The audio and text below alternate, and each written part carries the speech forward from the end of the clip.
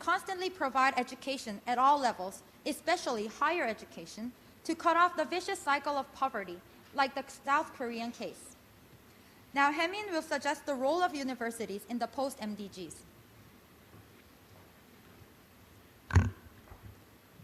As higher education is crucial for long-term development, universities can make significant contributions regarding the post-MDGs. First, to suggest partnership with universities with the DAFI program. The DAFI program is implemented by UNHCR and funded by the German government. In other words, UNHCR and DAFI cooperated for this program.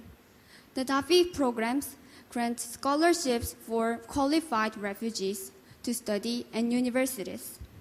It aims to achieve students' self-reliance by providing a higher education that will lead to gainful employment. The goals of the DAFI programs are, first, to develop qualified human resources who can contribute to the reconstruction of their country of origin. Second, to provide higher education for refugees to become qualified professionals. Third, to motivate other refugees to study more, particularly female students. DAFI is a very unique scholarship program that is only provided for refugees and aims to generate professionals necessary for self-reliant community building of their origin. The DAFI program has made remarkable achievements so far. For example, in Azerbaijan, DAFI scholars contributed to community education by organizing tutorials, education sessions, and conversation clubs. In Democratic Republic of Congo, 2 former DAFI students founded an NGO to provide training on business, project planning, and management. In these 2 countries, the initiatives made by the DAFI students greatly contributed to community education in their hometown.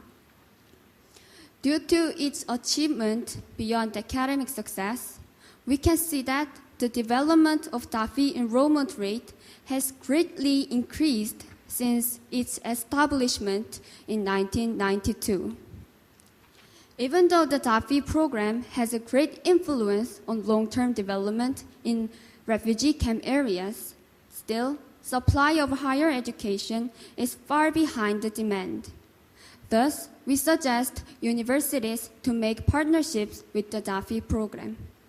The partnership can increase the opportunities for refugees to receive higher education since the total amount of fund and number of universities increases due to the cooperation of universities. In addition, since each university has their own specialized fields, the DAFI students can enjoy a wide range of options upon their specialized fields that they would like to learn. This will eventually produce numerous professionals. For example, if Ihwa Women's University make a partnership with the DAFI program, we can expect 2 achievements. First, it can achieve gender equality. It is true that the gender gap is narrowing down, but still, gender gap exists in diverse sectors, even among the DAFI program, as we can see the graph. Thus, Ihwa Women's University can contribute to achieve gender equality by providing opportunities to female refugees. Secondly, as many development reports have indicated, higher education of women can lead to the highest returns of development investment. The second suggestion for university is to provide internship programs for university students in the child-friendly space in refugee camps. The child-friendly space is a safe place where children can play, socialize, and be prepared for education. In fact, this space is regarded very crucial among UNHCR staffs since it provides both physical and psychological safeties to parents and their children. To operate the internship program, universities can conduct an academic course for the internship. Such students should be trained for at least a semester throughout the course, and they be sent as teachers in the child-friendly space after they finish their training course. From the internship program, children can gain comfort from energetic interns, and the teacher-lose problem can be solved as the interns can replace the teacher's previous role. On the other side, interns can learn and experience the reality of emergency relief. This will be beneficial for these students to make applicable policy recommendations in the international development field. Now, Seung-hee will conclude our presentation. In conclusion, even in a poor condition, education should be provided. As we have examined, education is definitely a sector of life-saving since it is a key to cut off the vicious cycle of poverty. Furthermore, to escape the poverty trap forever, higher education is mandatory no matter how harsh the condition is, such as the refugee camps. Thus, the post-MDGs should highlight the importance of higher education, especially in refugee camps, which is a dead zone for education. To meet demand of higher education in refugee camps, we suggested the partnership of universities with the Duffy program and internship program to child-friendly space. When education is continuously provided, an individual can view the community. Only when higher education is provided, the individual can eventually view the world. This is the perspective post-MDGs to contribute to long-term development. Thank you for listening. Thank you very much.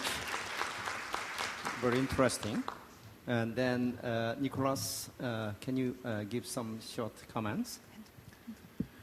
I really appreciated your presentation. There are so many good things about it. At the beginning, you identified a clear need. You identified correctly that development is directly related to higher education. Indeed, that's a huge insight. There's a major Harvard study on this as well that suggests very closely that if you don't pay attention to higher education, you train knowledge workers for somebody else's country, or you don't train them at all. Yes, you recognize that brain drain is indeed a problem. And you are also right to identify Korea as a good example of how to escape that. But here, I want you to jump from that last point and consider the differences where we're trying to provide BHER, right? Higher education for refugee camps, right? Borderless higher education for refugee camps. Some places are not just in Bhutan, for the Bhutanese, but also for Somali refugees in eastern Kenya. And so, there's a lot of discussion about how to do this, and I'd encourage you to recognize the difference between those three contexts, Korea, Bhutan, or Nepalese camps, and the eastern region for Somalis. And the critical difference, it seems to me, as a political scientist, is the state. In one, you have a strong state, Korea. In two, you have weak states or almost non-existent states at all in the case of Somalia, right? So it seems to me that you need to recognize that higher education needs some sort of stability that states generally provide, and without that, it's very difficult to provide higher education. Now, in the case here is very appropriate for what happens in Kenya, where they're trying to. Here's the problem, right? In the refugee camp for the Dadaab people, you can't provide that education because Kenya itself is nervous about making the camp a good place for education, because to go back to Somalia, you cannot get any higher education. So what providing higher education in a refugee camp does is it makes it attractive, actually, to stay in a refugee camp. So we get a problem of an unforeseen consequence. That's my second point. Providing quality higher education in a refugee camp might make it attractive not to have a brain drain, but to refuse to go back, which is often a problem. I mean, I don't have a lot of experience in camps. I've only been in one in northern Ghana, north of Accra. And there were significant problems getting the Liberian refugees to return because they found a new way of living, which was better than what they anticipated to go back to. So that's a second problem, sorry. And I think I'm taking up plenty of time in my discussions, but I really liked what you did. I think it's critical to focus on higher education, but I think there's some significant things that you need to consider regarding states and unforeseen consequences. Thank you. Maybe can I open the panels? Dr. Kim, and then followed by Peter. I thank you your presentation. You lead us to think about the situation of people in refugee camp, and for them, higher education is essential for their own better survival, I think. So I fully agree your arguments about the importance of higher education for refugees. And I just like to add my own experience, my own thoughts about finding a parallel between the experience of Korea during 1960s and 70s and the situation, the education for refugees or people in developing countries. The developing countries that we are in mind, like Somalia, Liberia, those people there are in a state much poorer than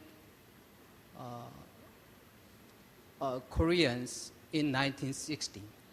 Maybe they may be similar to Koreans in 1910. So, or Koreans in 1950 when we are in war. So, better reference may be found in Korea during that period. And another point is economies in sub-Saharan Africa is in such a stagnant state, mainly because I found that there are traditional institutions called communal ownership of land. Land is not privately owned by the farmers who till the land. They are owned by, for example, a tribe in Ghana. So farmers can cultivate the land without paying any rent, but they cannot sell it. They cannot own. They own the harvest, but they cannot make investment in the land and have secure claim on the returns from their own investment. Next year, the chief of the tribe come to you and you need to move to other land. So in that case, you cannot reap the harvest, you cannot enjoy the higher productivity of the land in which you made investment. So this kind of insecure ownership discourages farmers to make investment in land. That's why their productivity of land there is around 1/4 of those in Korea. But that level is similar to Korea in 1910. So we need to find lessons from old Korean situation, how we started there. And by 1960, we had enough economic surpluses from agriculture, so we could afford higher education. Without the economic success in that area, we could not have afford the higher education. So what the people in sub-Saharan Africa need right now is that kind of economic transformation first. So this does not mean that education is not important for poor people there. It's very important. So I'm just pointing out that there are other fundamental issues there. So, Thank you. Very insightful comments and then widening our perspective and horizon of this issue. Peter? Thank you, ladies, for a wonderful presentation. I'd also like to congratulate the organizers for sequencing the papers the way that presentations the way they have, because I think we're getting more and more focused. We started with a very broad view of the education challenges, and it's great that you focus on a very specific and very urgent area in need of improvement for education. I just wanted to think together about your ideas about developing a partnership. You know, to be honest, I was not aware of DAFI and their activities, and it's quite impressive. And I notice you're mentioning a partnership. And I'm wondering if we should think more broadly. You propose a partnership between DAFI and IHWA, but I'm wondering if it should be more broad and include schools that have a division of international studies like IHWA, or perhaps GSIS, is that instead of just having this is a very big problem, and IHWA is just one school. So I'm wondering if we should think about it a little more broadly. And I'm also wondering, is this something that COICA could address through, perhaps through volunteers? Some of you could graduate and become COICA volunteers and actually put this in action. Just to throw out a couple of ideas about how you could develop a partnership. Can I answer? Thank you for your honorable comments. Actually, about the partnership program with DAFI, the reason why we didn't mention the COICA program is because upon my experience as an intern in COICA, I learned that the recipients of the COICA program are mostly from developing countries, but not refugees. So we wanted to just focus on the refugees because they have to have the opportunities to gain higher education in order to maintain and realize their community development self-reliantly. And also, the IHWA and DAFI partnership was just an example of the numerous partnerships that could be made with DAFI, because we found that UNHCR implements the DAFI program and the German government funds the DAFI program. So we found that if there are more universities, as you mentioned, that if there's more universities who will join the pool of the partnership, then the total fund might be increased. And also there will be more options for the refugee students to select among the numerous universities that the DAFI program has partnerships with. And also to answer about the South Korean case, actually we mentioned the South Korean case because we wanted to emphasize the importance of higher education along with the economic development. So we were not mentioning that South Koreans were refugees, so we need higher education. But we are just mentioning that higher education has a decisive role in the economic development of a country. But the difference is, as you mentioned, that South Korea had a very strong government, but refugees, they don't even have a government that could protect them. So we are suggesting that the universities and UN and other NGOs, numerous NGOs that are in the world, should just cooperate to make a better world together through education and to give more opportunities to the refugees who are on the bottom of the marginal population. So they should be protected, but the governments cannot do that work. So we are just suggesting that the universities and UNs and NGOs should just participate in that role. And also to answer about the 1910 situation of South Korea, actually during our research, we found that right after 1910, the South Korean poverty was at the least, and